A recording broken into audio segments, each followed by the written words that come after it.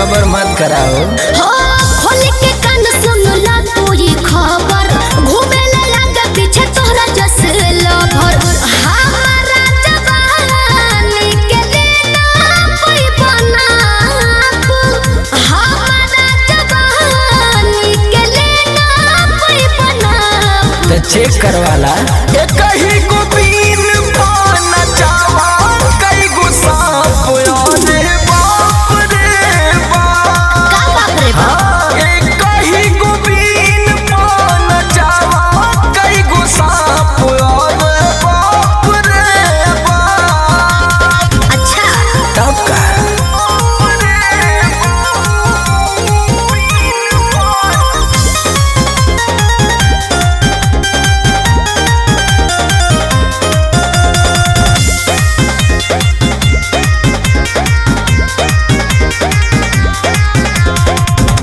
बानी फरेस पीस मार्केट में आई।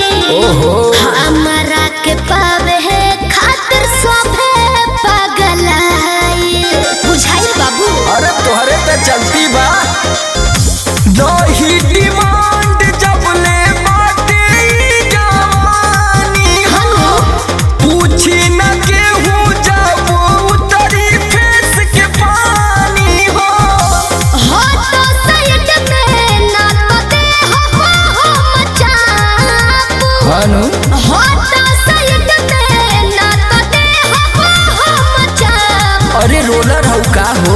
कहीं को बीन पाना चावा कई गुस्सा रे बाप रे बाप। अरे काहे चिहाता?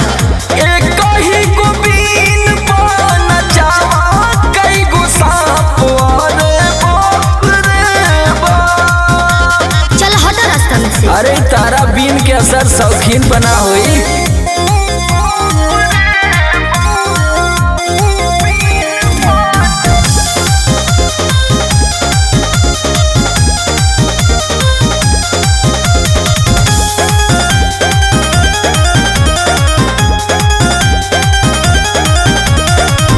यादव राज हमरे बाबोल बाला।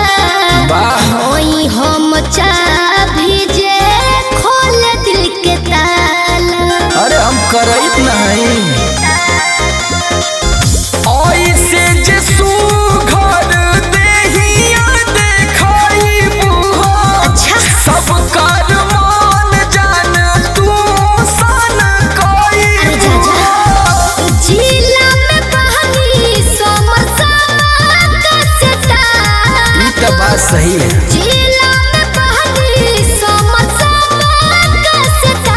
तावा जोड़ा खाने वाला कहीं को बीन पाना चावा कई गुस्सा रे बाप रे बाप। अरे काहे डरा कर?